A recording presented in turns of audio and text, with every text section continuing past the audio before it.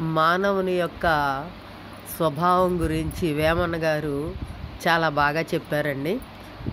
అంతరంగమందు అపరాధములు చేసి మంచివాని వలె మనుజుడుండా ఇతరులెరుగకున్న ఈశ్వరుడెరుగడా విశ్వదాభిరామ వినురవేమా.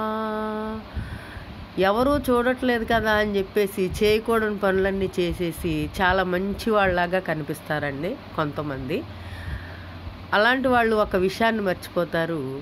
మనుషులు చూడలేదు అనుకుంటారు తప్ప ఈశ్వరుడు అనేవాడు ఉన్నాడు, ఈశ్వరుడు చూస్తాడు అన్న విషయాన్ని వాళ్ళు మర్చిపోతారండి.